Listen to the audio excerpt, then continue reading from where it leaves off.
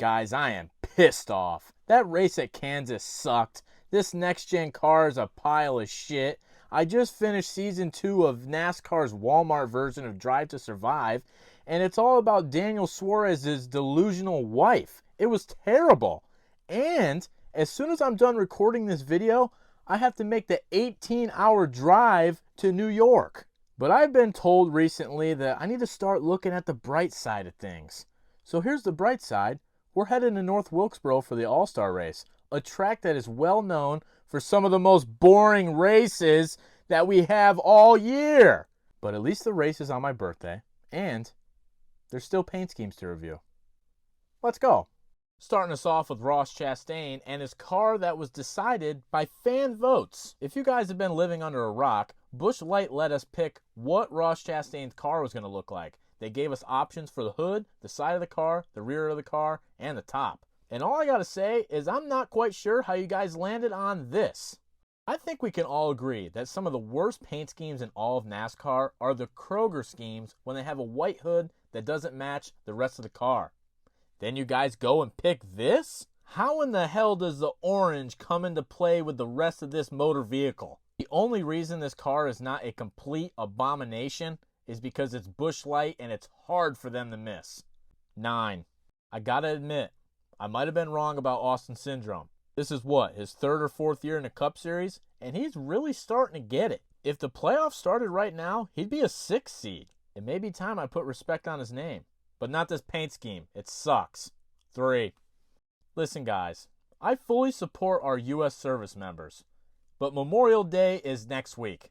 Save the paint scheme for then. The reason I say this is because it would not surprise me one bit if Austin Dillon shows up next week with a plain Jane Morgan & Morgan paint scheme. If that actually happens, this dude is never going to hear the end of it. Plus, this paint scheme kind of sucks anyways.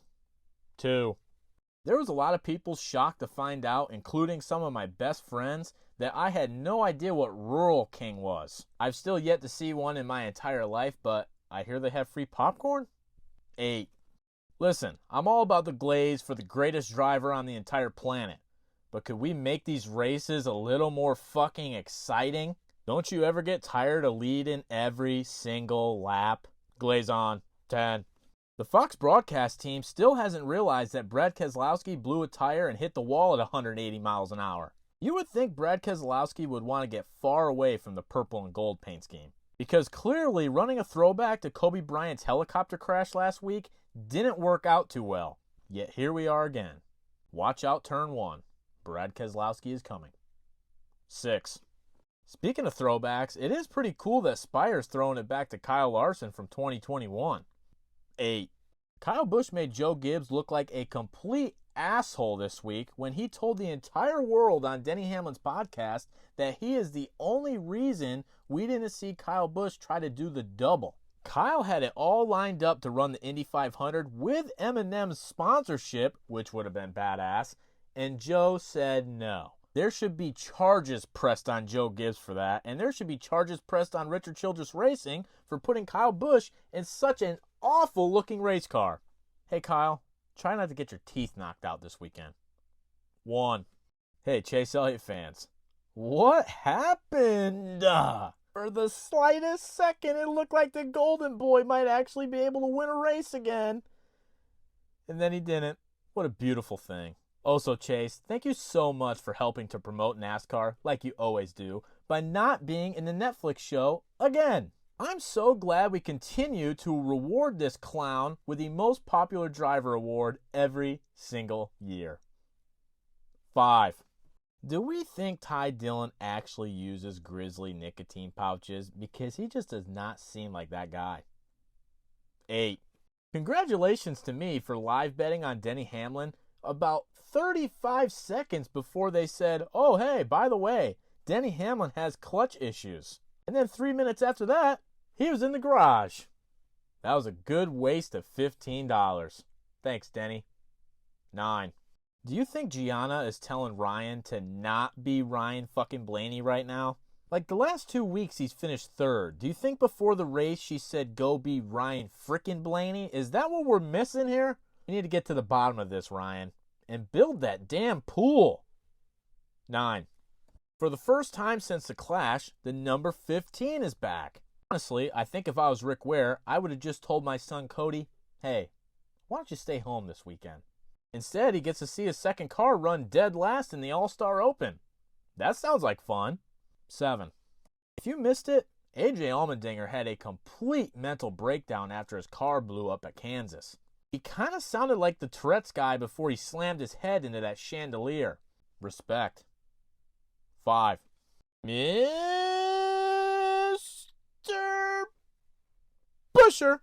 Of all the people to bring the Tylenade Band-Aid car to North Wilkesboro, you would have thought that it would be Kyle Busch, because that's exactly what he needed after Ricky Stenhouse knocked him in the head last year. Also, let's not forget that that was the only memorable moment of the entire race. So hold on to your eyeballs, because I'm sure this weekend is going to be a complete snoozer. 8. Chase Briscoe has silently been decent, but I'm assuming Joe Gibbs is expecting a little more. But then again, his grandson completely sucks, so maybe he doesn't care. 10.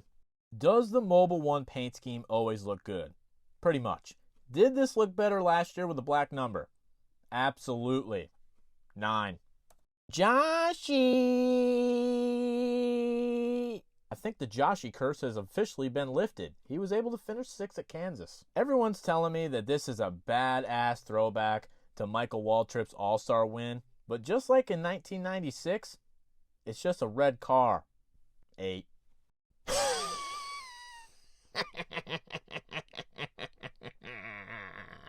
This dude was completely unbearable on NASCAR Full Speed.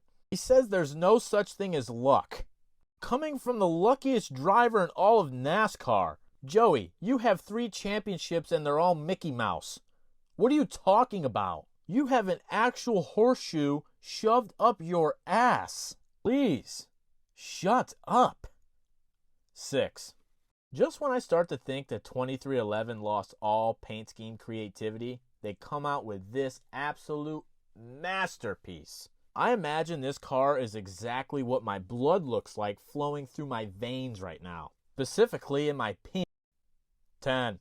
Listen guys, I support mental health awareness, but when you replace your girlfriend with your therapist in a Netflix show about you, that's an all-time low. If I did that, I'd have to get another therapist. 9.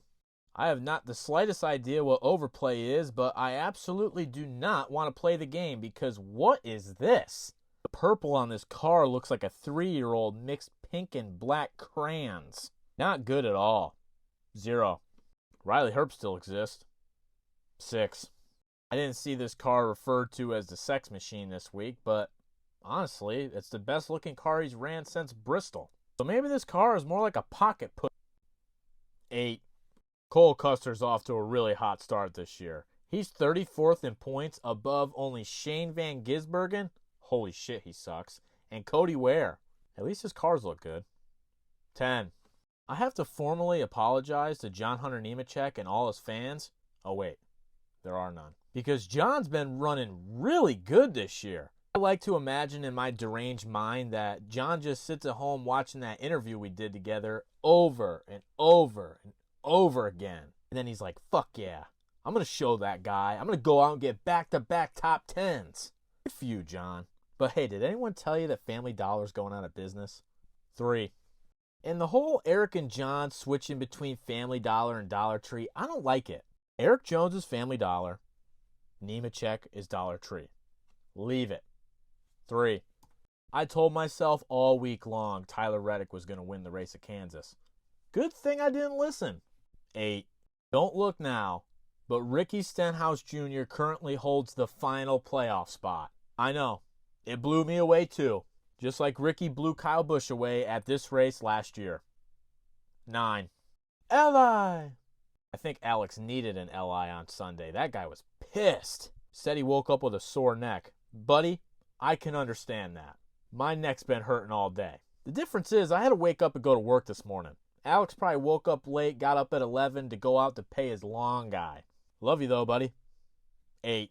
I really wasn't expecting Harrison Burton to make his Cup Series return so quickly. Now he could go out and run dead last in the All-Star race. How cool! 8. Wait a second.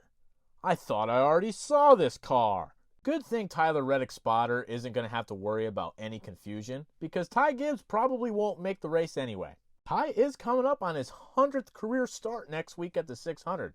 John Hunter Nemechek told me that's how many races it takes to get your first win. I think he's wrong. Ty Gibbs will never win a race. 8. Convenient timing for Ryan Preece to be running a golf paint scheme because I'm actually going golfing this Friday. Hoping I could shoot under 120 through 9 holes. Probably asking a lot though. 9. I just please want someone to explain to me why is there red on this race car? I haven't been able to sleep all year trying to figure this out. 0. Here's the deal. Gamebridge pretty much sucks 9 times out of 10, but this is a pretty cool partnership. You really need to see the full car to fully understand. Carson's promoting the WNBA All-Star Game. Now you may be asking yourself, who cares about the WNBA All-Star Game? Well, nobody, but it does look good on a race car. It seems like a lot of people got their whitey-tighties in the mix when Carson Hocevar flipped off Lane Riggs coming to the checkered in the truck race. I also think a lot of you are soft like Charmin. A middle finger is not a big deal. I personally would be honored to get flipped off by Carson Hocevar. The even better part of the entire scenario is Lane Riggs got DQ'd. So that's basically a double shot in the old nutsack. The same people bitching that there's no personality in NASCAR are the first ones to complain when someone does something like this. Grow up, don't be a baby. 10. SVG is running so bad that we're starting to hear rumors that he's the one that's going to get replaced next year. I personally am on the side of Daniel Suarez's wife. I think that they're sabotaging SVG like they did to Suarez in the playoffs last year. How is Ross Chastain running so much better than these guys? It couldn't possibly be that he's 100 times more talented. Right? 8.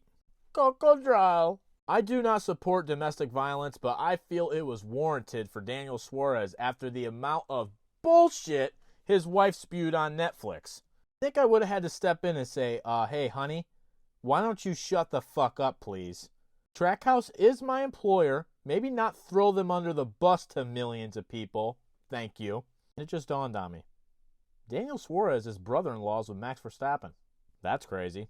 9. And my birthday weekend paint scheme of the week goes to Bubba Wallace. Love to sit and chit-chat, but I gotta get my ass up to New York. Here's this week's top 3. See you tomorrow for a special edition of the Truck Series Paint Scheme Review. And see all you guys next week in person at Charlotte. Later.